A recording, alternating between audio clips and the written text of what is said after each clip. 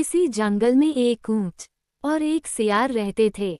दोनों में गहरी दोस्ती थी और वे अक्सर साथ साथ घूमते थे और भोजन की खोज में एक दूसरे की मदद करते थे। ऊंट शांत स्वभाव का था, जबकि सियार चालाक और धूर्त था।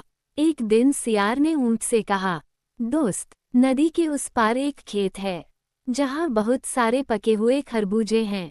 क्यों न हम वहाँ जाएं और ताजे खरबूजे खाएं। ऊंट ने सोचा, खरबूजे स्वादिष्ट होते हैं और नदी के उस पार जाना कोई मुश्किल काम नहीं है।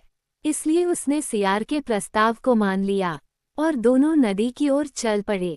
नदी के पास पहुंचते ही ऊंट ने सियार से कहा, तुम मेरी पीठ पर बैठ जाओ, मैं तुम्हें आसानी से नदी पार करा दूंगा। सियार ऊंट की पीठ पर चढ़ गया और ऊंट ने उसे लेकर नदी पार की। खेत में पहुंचते ही दोनों ने खरबूजे खाने शुरू कर दिए।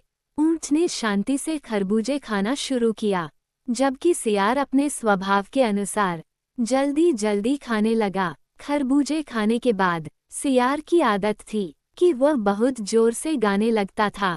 उसने ऊंट से कहा, मुझे गाना गाने का मन कर रहा है। ऊंट ने कहा, यह उचित समय नहीं है। खेत के मालिक जाग सकते हैं और हमें पकड़ सकते हैं। लेकिन सियार अपनी आदत से मजबूर था। उसने ऊंट की बात नहीं मानी और जोर जोर से गाना शुरू कर दिया। खेत के मालिक ने सियार की आवाज सुनी और तुरंत खेत में आ गया। उसने ऊंट और सियार दोनों को देख लिया। सियार तो छोटा और तेज था, इसलिए वह जल्दी से भाग गया, लेकिन ऊंट भारी शरीर के कारण भाग नहीं सका और पकड़ा गया। खेत के मालिक ने ऊंट को बुरी तरह से पीटा और उसे घायल कर दिया। किसी तरह ऊंट वापस नदी के पास पहुंचा और सियार से मिला। सियार ने उसकी हालत देखी और हंसते हुए कहा, दोस्त, तुमने भागने की कोशिश क्यों नहीं की? ऊंट ने गंभीरता से कहा, तुम्हारी वजह से मुझे ये सजा मिली है, लेकिन मैं इसे नहीं भूलूंगा। कुछ दिनों बाद सियार ने फिर से ऊंट से कहा, दोस्त, नदी के उस पार एक और खेत है जहाँ बहुत सारे स्वादिष्ट गन्ने हैं। चलो वहाँ चलते हैं। ऊंट को सियार पर भरोसा नहीं था, लेकिन वह सियार की चालाकी को समझने के लिए तैयार था। उसने कहा, ठीक है, चलो। वे दोनों फिर से नदी पार कर गए और गन्ने के खेत में पहुंच गए। ऊंट ने गन्ने खाना शुरू किया और सियार भी खाने में मग्न हो गया। जब दोनों का पेट भर गया तो सियार ने फिर से गाना शुरू करने की सोची। ऊंट ने कहा, तुम्हें गाना गाना है तो गाओ, लेकिन याद रखना, इस बार मैं भी तुम्हारे जैसे ही कुछ करूंगा।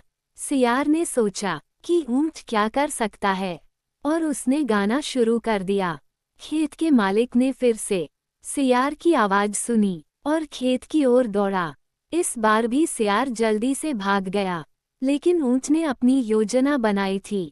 जब खेत का मालिक ऊंट को पीटने आया तो ऊंट ने जोर से अपनी गर्दन हिलाई और खेत के मालिक को दूर फेंक दिया। फिर ऊंट ने सियार से कहा, अब मैं नदी पार करूंगा, लेकिन तुम्हें मेरी पीठ पर बैठना होगा।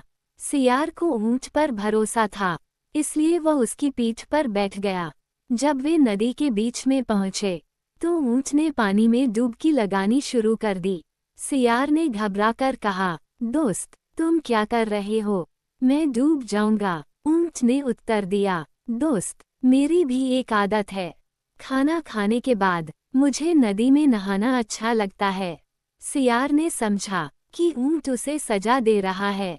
उसने माफी मांगते हुए कहा, मुझे माफ कर दो, मैं आगे से ऐसा नहीं करूंगा। ऊंट ने सियार को माफ कर दिया और दोनों ने नदी पार की। इस घटना के बाद सियार ने कभी ऊंट को धोखा नहीं दिया और दोनों ने मिलकर अपनी दोस्ती निभाई।